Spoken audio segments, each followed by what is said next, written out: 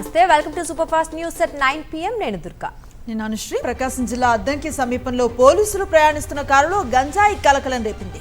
బల్లికురవ సంతమాగళూరు ఎస్ఐలు civil dress లో కారులో బల్లికురవ నుంచి అద్దంకికి వస్తూ ఉండగా ఆటోను ఢీకొట్టారు. ఈ ప్రమాదంలో ఆటోలో ప్రయాణిస్తున్న నలుగురికి గాయాలయ్యాయి. ప్రమాదం అనంతరం కారు డిక్కీలో గంజాయి ఉన్నట్లుగా స్థానికులు గుర్తించారు. కారును పూర్తిగా తనిఖీ చేయాలని స్థానికులు పట్టుపట్టడంతో పోలీసులు స్థానికుల మధ్య వాగ్వివాదం చోటు చేసుకుంది. కారు డిక్కీని ఓపెన్ చేయకుండా స్థానికుల్ని అద్దంకి సిఐ బెదిరించారు. అనంతరం ఇద్దరు ఎస్ఐలను పోలీసులు అక్కడి నుంచి పంపించేశారు. గ్రామానికి చెందిన ఓ టీడీపీ నాయకుడి కారులో ఇద్దరు ఎస్ఐలను పంపినట్లుగా తెలుస్తోంది. పోలీసులు కారులో గంజాయి ఉండటంపై పలు అనుమానాలు వ్యక్తమవుతున్నాయి.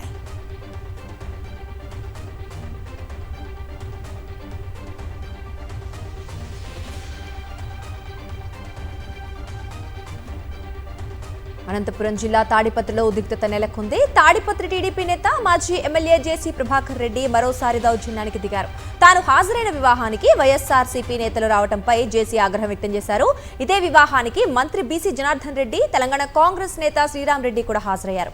కళ్యాణ మండపానికి తలుపులు వేసి దౌర్జన్యం చేశారు టీడీపీ నేతలు. దీంతో లోపలే ఉండిపోయారు మంత్రి బీసీ జనార్దన్ రెడ్డి, తెలంగాణ కాంగ్రెస్ నేత శ్రీరామ్ రెడ్డి. సర్ది చెప్పే ప్రయత్నం చేసిన టీ కాంగ్రెస్ నేత శ్రీరామ్ రెడ్డిపై జేసీ వర్గీయులు దౌర్జన్యం చేశారు. అంతటితో ఆగకుండా వైఎస్ఆర్సీపీ నేత కందిగోపుల మురళితో వాగ్వాదానికి దిగి కారును ధ్వంసం చేశారు.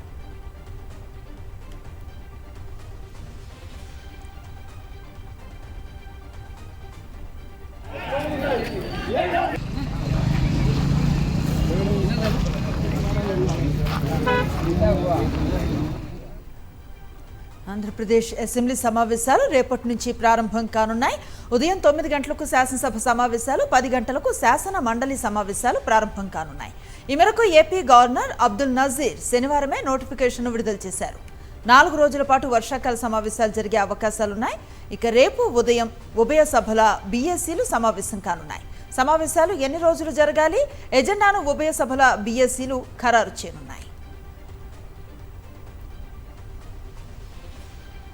15 ఆగస్టు పండుగ రోజు చంద్రబాబు మహిళలను అవమానించారని మాజీ మంత్రి రోజా తీవ్ర స్థాయిలో మండిపడ్డారు. మహిళలను డబ్బులకు ఆశపడేవారుగా చంద్రబాబు చిత్రీకరించడం సిగ్గుచేటు అని ఆమె దుయ్యబట్టారు. మహిళల్ని ఎవరు ఏమిచ్చినా వెంపర్లాడే వాళ్ళలాగా, డబ్బుకు ఆశపడే వాళ్ళలాగా, అసలు ఎంత నీచంగా చంద్రబాబు నాయుడు చిత్రీకరించాడో చూస్తుంటే చాలా రక్తం మరిగిపోతుంది. ఈరోజు చంద్రబాబు లాంటి డర్టీ పాలిటిషియన్ ఈ దేశంలోనే ఇంకొకరు లేరు అని కేసీఆర్ గారు చెప్పినప్పుడు కొంతమందికి అర్థం కాలేదు. కానీ ఈ రోజు పూర్తిగా అర్థమైంది. చంద్రబాబు నాయుడు లాంటి dirty politician one and only Chandrababu నాయుడే. ఆయనకి ఎవరు పోటీ రాలేరు, ఎవరు సాటి కూడా రారు డర్టీ పాలిటిక్స్ చేయటంలో. మహిళల ఫ్రీ బస్ కోసం 3,000 కోట్లు కేటాయించాలని చంద్రబాబు చెప్పటం పచ్చి అబద్ధం అని ఎమ్మెల్సీ వరద కళ్యాణ్ ధ్వజమెత్తారు. మహిళలను అన్ని రకాలుగా చంద్రబాబు మోసం చేశారని మండిపడ్డారు. ఫ్రీ బస్ కోసం చంద్రబాబు ఎన్నో అబద్ధాలు చెప్పారని విమర్శించారు. ఇచ్చిన హామీలన్నిటికి కూడా ఎగనామం పెట్టి ఈ విధంగా పబ్లిసిటీ స్టంట్లు చేసుకోవడం ఎంతవరకు సమంజసం చంద్రబాబు నాయుడు గారు అని నేను అడుగుతూ ఉన్నాను. పచ్చి అబద్ధాలు మాట్లాడడం జరిగింది. ఫ్రీ బస్ కోసం 3,000 కోట్లు ఇవ్వడం అనేది ఒక బోగస్. ప్రతి కుటుంబానికి 4,500 రూపాయలు మిగిల్చాను అని చెప్పారు. అది కూడా పెద్ద బోగస్. మహిళలు ఈ రాష్ట్రంలో ఈ కూటమి పాలనలో సంతోషంగా ఉన్నారు అని చెప్పారు. అది కూడా ఇంకో పెద్ద బోగస్. ములుగు జిల్లాలో సీఎం రేవంత్ రెడ్డి పర్యటించారు. గట్టమ్మగుట్ట ఆలయం దగ్గర హ్యామ్ రోడ్ల పైలాన్ ఆవిష్కరించారు. సమీకృత కలెక్టర్ భవనాన్ని ప్రారంభించారు. ఈ సందర్భంగా బీఆర్ఎస్ పై తీవ్రస్థాయిలో మండిపడ్డారు సీఎం రేవంత్ రెడ్డి. బతుకమ్మ చీరల్లో కూడా కమిషన్లు తీసుకున్నారు కాబట్టే ఫామ్ హౌస్ కు పరిమితమయ్యారన్నారు సీఎం రేవంత్. అంతకుముందు మేడారం సమ్మక్క సారలమ్మకు మొక్కులు చెల్లించుకున్నారు సీఎం రేవంత్ రెడ్డి. అమ్మవార్లకు నిలువెత్తు బంగారం సమర్పించారు. పీసీసీ చీఫ్ మహేష్ గౌడ్ మంత్రులతో కలిసి మేడారం సన్నిధిలో ఏర్పాటు చేసిన వాటర్ ప్లాంట్ ను ప్రారంభించారు. ఈ సందర్భంగా సీఎం రేవంత్ రెడ్డికి రాఖీ కట్టారు మంత్రి సీతక్క. అనంతరం పలువురు వితంతువులు, ఒంటరి మహిళలకు పింఛన్లు అందజేశారు సీఎం. సీఎం రేవంత్ పర్యటనలో మంత్రి కొండా సురేఖ ఎక్కడా కనిపించకపోవడం చర్చనీయాంశంగా మారింది. మేడారం సమ్మక్క సారలమ్మ అభివృద్ధి పనుల పరిశీలనకు సైతం మంత్రి హాజరు కాలేదు. గతంలో పరకాల నుంచి తన కూతురు పోటీ చేస్తుందని ప్రకటించారు కొండా సురేఖ భర్త కొండా మురళి. హోలీ పండుగ రోజున పరకాల నుంచి నేనే పోటీ చేస్తానంటూ కొండా సురేఖ కూతురు సుస్మిత సైతం ప్రకటించుకున్నారు. కొండా ఫ్యామిలీ ప్రకటన అలా ఉంటే ఇవాల్టి పరకాల సభలో సీఎం రేవంత్ రెడ్డి క్లారిటీ ఇచ్చారు. వచ్చే ఎన్నికల్లో కూడా పరకాల నుంచి రేవూరి ప్రకాష్ రెడ్డి పోటీ చేస్తారని బహిరంగ సభ వేదికగా ప్రకటించారు. వేలాది మంది మా ఆడబిడ్డల్ని పాల పిట్టల్లాగా ఇక్కడికి వచ్చిండ్రంటే మళ్ళోసారి వచ్చే ఎన్నికల్లో కూడా మా ప్రకాష్ అన్న అత్యధిక మెజారిటీతో ఇక్కడి నుంచి మీరు ఆశీర్వదిస్తారని చెప్పి నాకు సంపూర్ణమైన విశ్వాసం నమ్మకం కలిగింది. నిండు మనసుతో ఏ విధంగా అయితే పరికాలలో మొన్న ప్రకాష్ అన్నని గెలిపించిండ్రో రాబోయే 2029లో రెట్టించిన మెజారిటీతోని ఈ ప్రాంతంలో గెలిపించండి. కళ్యాణ లక్ష్మి, షాదీ ముబారక్ పథకాలను పూర్తిగా రద్దు చేసేందుకు కాంగ్రెస్ ప్రభుత్వం కుట్ర చేస్తోందని బీఆర్ఎస్ వర్కింగ్ ప్రెసిడెంట్ కేటీఆర్ మండిపడ్డారు. హైకోర్టు తీర్పును సాకుగా చూపుతూ లక్షలాది పేద కుటుంబాలకు అండగా నిలిచిన ఈ పథకాలను ఎత్తివేసేందుకు ప్రభుత్వం ఉద్దేశపూర్వకంగా ప్రయత్నిస్తోందని ఆరోపించారు. ఈ కుట్రను అడ్డుకోవడంతో పాటు కాంగ్రెస్ మోసపూరిత వైఖరిని ప్రజల ముందుకు తీసుకెళ్లేందుకు రేపు తెలంగాణ వ్యాప్తంగా నియోజకవర్గ, మండల కేంద్రాల్లో నిరసన కార్యక్రమాలు చేపట్టాలని పార్టీ శ్రేణులకు పిలుపునిచ్చారు. పార్టీ నేతలు, ఎమ్మెల్యేలు, ఎమ్మెల్సీలు, మాజీ ప్రజాప్రతినిధులు, రాష్ట్ర జనరల్ బాడీ సభ్యులతో నిర్వహించిన టెలికాన్ఫరెన్స్ లో కేటీఆర్ ఈ మేరకు దిశానిర్దేశం చేశారు. ప్రతి గ్రామంలో, ప్రతి వార్డులో కాంగ్రెస్ నాయకులను నిలదీయాలని పార్టీ శ్రేణులకు కేటీఆర్ పిలుపునిచ్చారు. తెలంగాణ బీజేపీ కీలక సమావేశం రేపు హైదరాబాద్ లో జరగనుంది. రాష్ట్ర అధ్యక్షుడు రామచంద్రరావు అధ్యక్షతన రాష్ట్ర కార్యాలయంలో ఎంపీలు, ఎమ్మెల్యేలు, ఎమ్మెల్సీలు, కీలక నేతలు సమావేశం కానున్నారు. కాంగ్రెస్ ప్రభుత్వ ప్రజా వ్యతిరేక విధానాలపై, పోరాట కార్యాచరణపై చర్చించనున్నారు. రాబోయే గ్రేటర్ హైదరాబాద్ కార్పొరేషన్ ఎమ్మెల్సీ ఎన్నికలను సెమీఫైనల్ పోరుగా భావిస్తున్న అధిష్టానం ఎన్నికల యాక్షన్ ప్లాన్ పై నేతలకు దిశానిర్దేశం చేయనుంది. ప్రజల పక్షాన ప్రశ్నిస్తున్నందుకే కేటీఆర్, హరీష్ రావుపై తప్పుడు ఆరోపణలు చేస్తున్నారని మండిపడ్డారు బీఆర్ఎస్ ఎమ్మెల్యే సునీత లక్ష్మారెడ్డి. ఈ నవీన యుగంలో కూడా రేవంత్ రెడ్డి రాతి యుగంలో ఉన్నట్లుగా మాట్లాడుతున్నారన్నారు. రేవంత్ రెడ్డి మాటలు చూస్తుంటే క్షుద్ర పూజలు చేసే ఆయన కూడా సీఎం అయ్యారా అన్న అనుమానాలు కలుగుతున్నాయన్నారు. 2027 జనాభా లెక్కల్లో ఓబీసీలకు ప్రత్యేక కేటగిరీ ఏర్పాటు చేయాలని, సమగ్ర కుల గణనకు స్పష్టమైన విధానాన్ని రూపొందించాలని కోరుతూ ప్రధాని నరేంద్ర మోదీకి తెలంగాణ మంత్రి పొన్నం ప్రభాకర్ లేఖ రాశారు. దేశవ్యాప్తంగా కుల గణనపై కేంద్రం మోసం చేస్తోందని ఆయన మండిపడ్డారు. జనగణనపై కేంద్రం ఇచ్చిన సర్క్యులర్ను సవరించాలని డిమాండ్ చేశారు.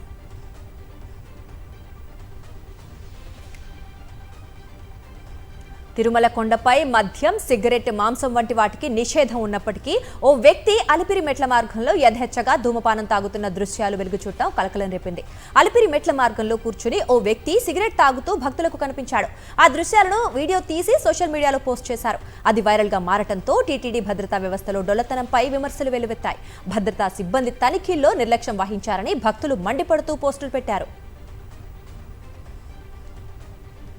ఎన్నికల్లో డబ్బులు తీసుకోవద్దని చంద్రబాబు చెప్పటం దయ్యాలు వేదాలు వల్లించినట్లుగా ఉందన్నారు సిపిఎం రాష్ట్ర కార్యదర్శి శ్రీనివాసరావు. అసలు రాజకీయాలను వ్యాపారంగా మార్చిందే చంద్రబాబు అన్నారు. చంద్రబాబు చెప్పినట్లుగా ఓటుకు 2000 చొప్పున డబ్బులు ఇచ్చేందుకు కోట్లు కావాలన్నారు. అలా ఇచ్చేందుకు బ్లాక్ మనీ ఎక్కడి నుంచి తీసుకువచ్చారని ప్రశ్నించారు. ఏపీలో జూనియర్ డాక్టర్ల సమ్మె మరింత ఉధృతమవుతోంది.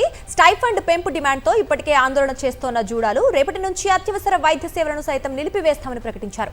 ఇప్పటి వరకు ప్రజలకు ఇబ్బంది కలగకుండా సమ్మె చేశామని, అయినా ప్రభుత్వం తమ డిమాండ్లపై స్పందించడం లేదని జూనియర్ డాక్టర్లు మండిపడుతున్నారు. తమ పట్ల ప్రభుత్వం దారుణంగా వ్యవహరిస్తోందని వాపోయారు. తమ ఆందోళనపై ప్రభుత్వానికి చీమ కుట్టినట్లయినా లేదని ఆగ్రహం వ్యక్తం చేశారు. విజయవాడలో సమావేశమైన ఏపీ జేఏసీ అమరావతి ఉద్యమ కార్యాచరణ కమిటీ కీలక నిర్ణయాన్ని తీసుకుంది. ఈ నెల 28న విజయవాడలో రాష్ట్ర స్థాయి ఉద్యమ సదస్సు జరపాలని నిర్ణయించింది. ఈ సదస్సులోనే ఉద్యమ కార్యాచరణ ప్రకటిస్తామని AP JAC Amaravati chairman Bopparaju Venkateswarlu తెలిపారు. ఉద్యోగుల పట్ల కూటమి ప్రభుత్వం నిర్లక్ష్యం వ్యవహరిస్తోందని, ప్రభుత్వమే ఉద్యోగులను ఉద్యమం వైపుకు వెళ్లేలా చేస్తోందని ఆయన తీవ్ర స్థాయిలో మండిపడ్డారు. దశాబ్దాలుగా కాపులు మోసాలకు గురవుతున్నారని ఆవేదన వ్యక్తం చేశారు కాపు జేఏసీ నాయకులు. ఈడబ్ల్యూఎస్ రిజర్వేషన్లు, విదేశీ విద్యా పథకం, కాపు భవనాలు, కాపు కార్పొరేషన్కు నిధుల కేటాయింపు వంటి అంశాలపై ప్రభుత్వం వెంటనే స్పందించాలని డిమాండ్ చేశారు. కాపులకు రిజర్వేషన్లు కల్పించే వరకు తమ ఉద్యమం కొనసాగుతుందని స్పష్టం చేశారు.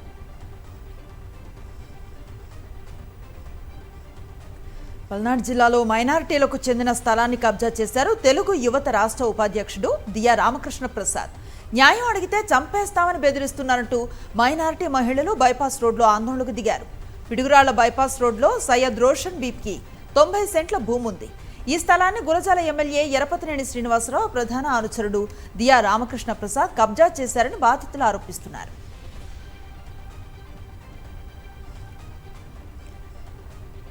గుంటూరు మిర్చిని తిరస్కరించింది శ్రీలంక. ఆప్లోటాక్సిన్తో పాటు తేమ శాతం ఎక్కువగా ఉందంటూ పదుల సంఖ్యలో కంటైనర్లను రిజెక్ట్ చేశారు శ్రీలంక అధికారులు. తేమ ఎక్కువై ఫంగస్ ఏర్పడి నాణ్యత దెబ్బతిన్నట్లు గుర్తించారు. మిర్చిని వెనక్కి తీసుకెళ్లాలని ఎగుమతి వ్యాపారులకు నోటీసులు ఇచ్చారు శ్రీలంక అధికారులు. శ్రీలంక వెళ్లి అక్కడి అధికారులతో చర్చిస్తున్నారు మిర్చి ఎక్స్పోర్టర్స్. 2 నెలల క్రితం కూడా గుంటూరు నుంచి ఎగుమతి చేసిన 3 కంటైనర్ల మిర్చిని తిరస్కరించింది చైనా. అది సాక్షాత్తు ఏపీ మౌలిక సదుపాయాల శాఖ మంత్రి బీసీ జనార్దన్ రెడ్డి నియోజకవర్గం. కానీ కనీస వస్తువుల కోసం ప్రజలు అవస్థలు పడుతున్నారు. కలుషిత నీటితో రోగాల బారిన పడుతున్నారు. కోవెలకుంట్ల మండలం జోలదోరాసి గ్రామంలో 20 రోజుల నుంచి కలుషిత నీరు సరఫరా అవుతోంది. పాచి పట్టిన నీరు, చేపల వాసనతో ప్రజలు ఇబ్బందులు పడుతున్నారు. కాపు ఉద్యమ నేత ముద్రగడ పద్మనాభం మృతి వైఎస్ఆర్సీపీకి తీరని లోటని మాజీ మంత్రి పెద్దిరెడ్డి రామచంద్రారెడ్డి అన్నారు. కాకినాడ జిల్లా కిర్లంపూడిలో ముద్రగడ కుటుంబాన్ని పెద్దిరెడ్డి, ఆయన కుమారుడు ఎంపీ మిథున్ రెడ్డి పరామర్శించారు. ముద్రగడ చిత్రపటానికి పూలమాల వేసి నివాళులర్పించారు. ఈ సందర్భంగా ముద్రగడతో తనకున్న అనుబంధాన్ని పెద్దిరెడ్డి గుర్తు చేసుకున్నారు. ముద్రగడ కుటుంబానికి అండగా ఉంటామని తెలిపారు.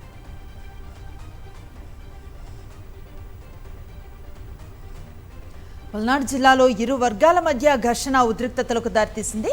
సత్తెనపల్లి మండలం ముప్పాళ్ల ఎస్సీ కాలనీలో ఇరు వర్గాల మధ్య సోషల్ మీడియా వార్ నడుస్తోంది.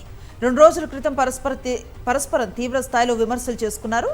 ఈ క్రమంలోనే కత్తులు, కర్రలతో ఇరు వర్గాల వారు దాడులకు దిగారు. అయితే ఆసుపత్రిలోనూ ఇరు వర్గాల వారు మరోసారి ఘర్షణలకు దిగారు. ఒకరినొకరు దూషించుకుంటూ దాడులకు తెగబడ్డారు. దీంతో ఆసుపత్రిలో ఉద్రిక్త పరిస్థితులు నెలకొన్నాయి. వెంటనే హాస్పిటల్కు చేరుకున్న పోలీసులు పరిస్థితిని అదుపులోకి తెచ్చారు. హైదరాబాద్లో వెలుగు చూస్తున్న బొల్లా బ్రదర్స్ గంజాయి కేసులో పోలీసులు కీలక వివరాలు వెల్లడించారు. కేసులో 5 నిందితులు ఉన్నట్లు రిమాండ్ రిపోర్టులో పేర్కొన్నారు. ఒడిశాలోని సుమారు 29 మంది సరఫరాదారుల నుంచి గంజాయి కొనుగోలు చేసి హైదరాబాద్లో విక్రయించినట్లుగా తెలిపారు.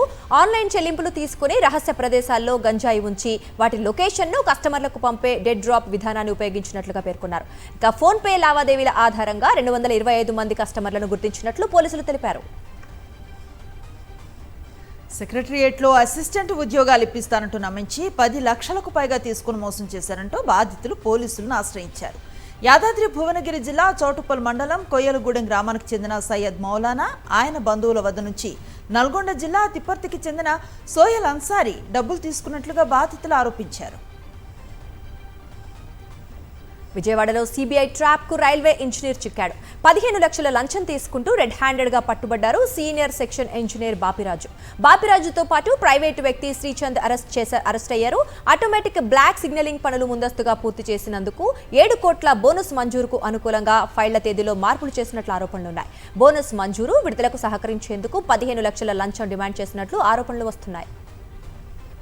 మేడ్చల్ మల్కాజ్గిరి జిల్లా కుషాయిగూడ పోలీస్ స్టేషన్ పరిధిలోని వైష్ణవి ఎన్క్లేవ్లో కల్తీ పెరుగు, కల్తీ కోవా తయారీ కేంద్రంపై మల్కాజ్గిరి ఎస్ఓటీ పోలీసులు దాడి చేశారు. నందిని మిల్క్ సెంటర్లో కల్తీ పదార్థాలను తయారు చేసి అక్రమంగా విక్రయిస్తున్నారన్న సమాచారంతో తనిఖీలు చేపట్టారు.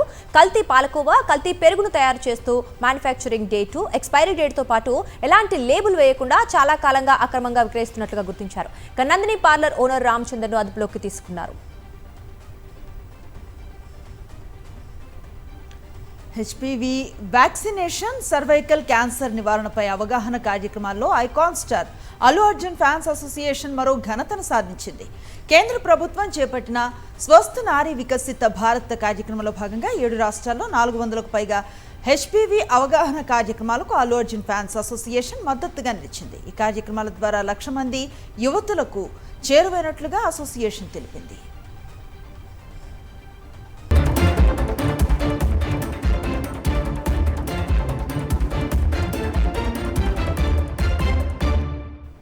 నేషనల్ అప్డేట్స్ చూద్దాం. వందే మాత్రం వివాదం కాంగ్రెస్ బీజేపీ మధ్య రాజకీయ దుమారం రేపుతోంది. స్వాతంత్ర దినోత్సవ కార్యక్రమంలో వందే మాత్రం గేయాలాపనను అడ్డుకునేందుకు సోనియా గాంధీ ప్రయత్నించారని కేంద్ర హోంమంత్రి అమిత్ షా ఆరోపించారు. వందే మాత్రాన్ని అవమానించడం దేశ ప్రజలను అవమానించడమేనని వ్యాఖ్యానించారు. ఓటు బ్యాంకు రాజకీయాల కోసమే కాంగ్రెస్ ఇలా వ్యవహరిస్తోందని ఆరోపించిన అమిత్ షా 140 కోట్ల మంది ప్రజలు చూస్తున్నారని, సోనియా గాంధీ చేసిన ఈ తప్పును దేశ ప్రజలు ఎప్పటికీ క్షమించరని అన్నారు. कांग्रेस पार्टी के मुख्यालय पर वंदे मातरम का गान हो रहा था। चालू गान में कांग्रेस की नेत्री सोनिया जी ने कांग्रेस अध्यक्ष को गान रोकने का कहा। हम सब टीवी पर देखते रह गए। 80 साल के बाद बंकिम बाबू का ये अमर मंत्र, अमर गान जब फिर से సన్మాన్ ప్రాప్త్ कर रहा है। వందే మాతరం గేయాన్ని అవమానించారంటూ కాంగ్రెస్ అగ్రనేత సోనియా గాంధీపై పోలీస్ స్టేషన్లో ఫిర్యాదు నమోదైంది. కర్ణాటకలో మంగళూరుకు చెందిన బీజేపీ నాయకుడు వికాస్ పుట్టూర్ ఉర్వా పోలీస్ స్టేషన్లో కంప్లైంట్ ఇచ్చారు. సోనియాపై ఎఫ్ఐఆర్ను నమోదు చేసి చట్టపరమైన చర్యలు తీసుకోవాలని కోరారు. పోలీసులు కానీ రాష్ట్ర ప్రభుత్వం కానీ స్పందించకుంటే కర్ణాటక హైకోర్టును ఆశ్రయిస్తానని తెలిపారు వికాస్. పశ్చిమ బెంగాల్లో తృణమూల్ కాంగ్రెస్ కీలక నేత మాజీ డిప్యూటీ స్పీకర్ ఆశిష్ బెనర్జీ అనుమానాస్పద స్థితిలో మృతి చెందారు. బీర్మూర్ జిల్లాలోని పార్టీ కార్యాలయంలో తెల్లవారుజామున ఉరివేసుకున్న స్థితిలో ఆయన మృతదేహం కనిపించింది. సమాచారం అందుకున్న పోలీసులు మృతదేహాన్ని పోస్టుమార్టం కోసం తరలించి ఘటనపై దర్యాప్తు చేపట్టారు.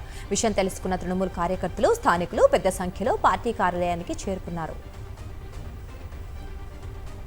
అసోం సీఎం హిమంత బిశ్వ శర్మను హత్య చేస్తామని బెదిరించిన 4 నిందితులను పోలీసులు అరెస్ట్ చేశారు. ₹1 కోటి ఇస్తే అసోం ముఖ్యమంత్రిని చంపేస్తాం అని ఓ నిందితుడు సోషల్ మీడియాలో ఆఫర్ ప్రకటించాడు. దాంతో వెంటనే రంగంలోకి దిగిన పోలీసులు మొరిగావ్ జిల్లాకు చెందిన అబ్దుల్ ముత్తలెబ్ను అరెస్ట్ చేశారు. అతనికి సహకరించిన మరో 3 కూడా కటకటాల వెనక్కి నెట్టారు. పాన్ మసాలా ప్రకటనలకు సంబంధించి షారుఖ్ ఖాన్, అజయ్ దేవగన్, టైగర్ ష్రాఫ్లకు మహారాష్ట్ర పోలీసులు నోటీసులు జారీ చేశారు. వాటి మీద నిషేధం ఉన్నా పరోక్షంగా ప్రచారం చేస్తున్నారని వీరికి నోటీసులు ఇచ్చారు. నోటీసులకు వివరణ ఇవ్వాలని కోరారు అధికారులు. వారు చేసిన ప్రకటనలు పరిశీలించిన తరువాతనే నోటీసులు ఇచ్చినట్లు అధికారులు తెలిపారు. వారణాసి విమానాశ్రయంలో కాల్పులు కలకలం రేగింది. లాల్ బహదూర్ శాస్త్రి అంతర్జాతీయ విమానాశ్రయానికి వచ్చిన వ్యక్తి ముంబైకి వెళ్లేందుకు సిద్ధమయ్యారు. తనిఖీల్లో భాగంగా అతని వద్ద ఉన్న తుపాకీని అధికారులకు ఇవ్వబోయాడు. అది ప్రమాదవశాత్తు పేరటంతో 2 సిబ్బంది గాయపడ్డారు. క్షతగాత్రులను ఆసుపత్రికి తరలించి దర్యాప్తును ప్రారంభించారు అధికారులు. మృతి చెందిన బల్లి పడిన కేక్ తిన్న 11 మంది తీవ్ర అస్వస్థతకు గురయ్యారు. మహారాష్ట్రలోని నలసోపారాలో బర్త్డే కేక్లో చచ్చిన బల్లి కనిపించింది. ఆ కేక్ తిన్న తర్వాత 7 పిల్లలు, 4 మహిళలు కడుపు, ఛాతీ నొప్పితో బాధపడ్డారు. వెంటనే వారిని సమీపంలోని ఆసుపత్రికి తరలించి చికిత్స అందించారు. సమాచారం తెలుసుకున్న పోలీసులు, ఫుడ్ సేఫ్టీ అధికారులు దర్యాప్తు చేపట్టారు. కేరళలో ఓనం వేడుకలు అత్యంత వైభవంగా ప్రారంభమయ్యాయి. 10 రోజుల పాటు సాగే ఈ సంబరాలకు అథం వేడుకతో అంకురార్పణ జరిగింది. ఎర్నాకుళం జిల్లాలో త్రిష్పునిరుతలలో నిర్వహించిన అతచమయం ఊరేగింపుతో పండుగ వాతావరణం నెలకొంది. సంప్రదాయ కళారూపాలు, సంగీత వాయిద్యాల నడుమ సాగిన ఈ వేడుక ప్రజలను విశేషంగా ఆకట్టుకుంది. త్రిపునితురలో అథం నగర్లో జరిగిన అధికారిక వేడుకలను ముఖ్యమంత్రి వీడి సతీశన్ జ్యోతి వెలిగించి ప్రారంభించారు.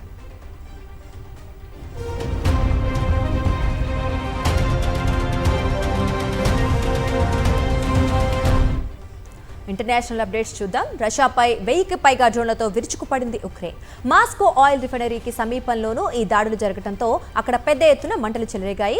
భారీగా పొగ వ్యాపించింది. ఈ దాడుల్లో 6 ప్రాణాలు కోల్పోగా 10ల సంఖ్యలో ప్రజలు గాయాల పాలయ్యారు. దాడుల కారణంగా మాస్కోలోని ప్రధాన విమానాశ్రయాలు తాత్కాలికంగా మూతపడ్డాయి. దాంతో పలు విమానాలు రద్దవగా మరికొన్ని ఆలస్యంగా నడిచాయి. అయితే ఉక్రెయిన్కు సంబంధించిన 800 డ్రోన్లను కూల్చివేసినట్లు రష్యా రక్షణ మంత్రిత్వ శాఖ తెలిపింది.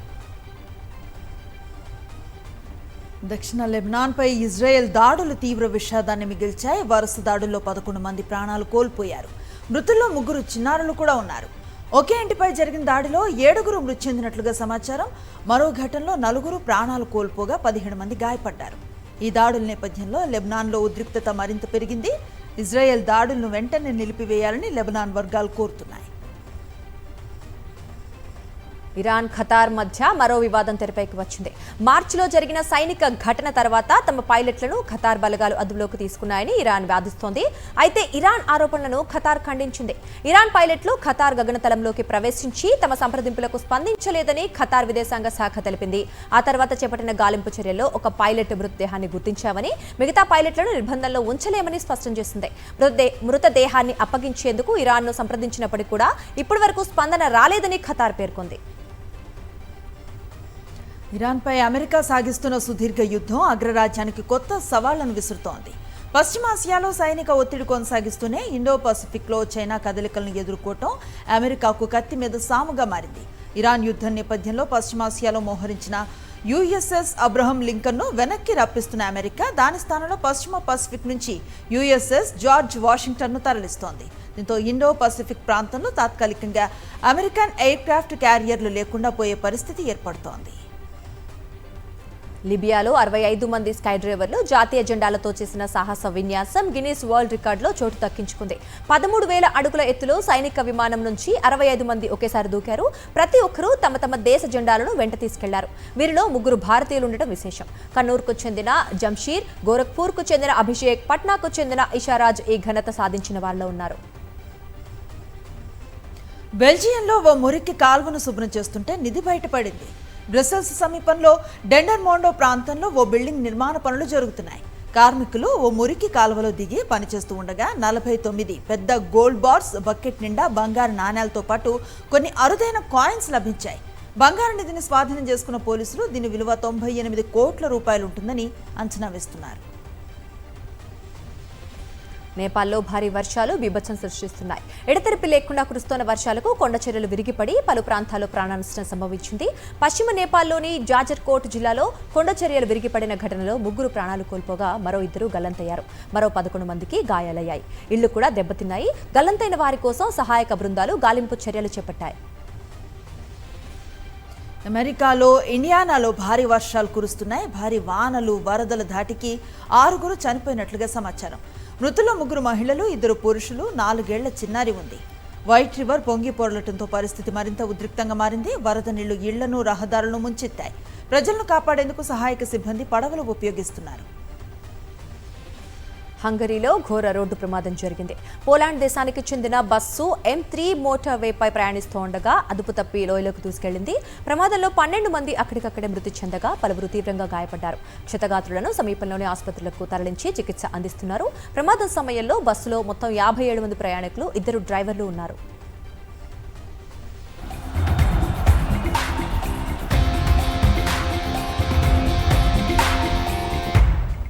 స్పోర్ట్స్ డీటెయిల్స్ చూద్దాం. మహిళల హాకీ ప్రపంచ కప్ను డ్రాతో మొదలుపెట్టింది Bharat.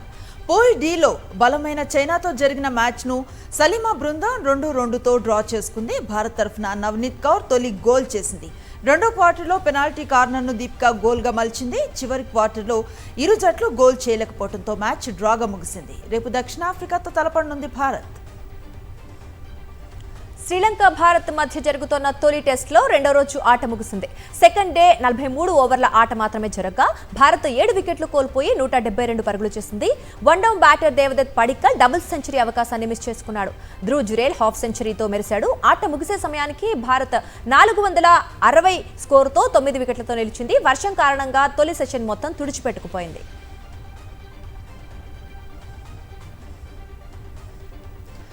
Super fast news details. మరిన్ని అప్డేట్స్ కోసం ఛానల్ ను సబ్స్క్రైబ్ చేయండి. నోటిఫికేషన్స్ కోసం బెల్ ఐకాన్ పై క్లిక్ చేయండి.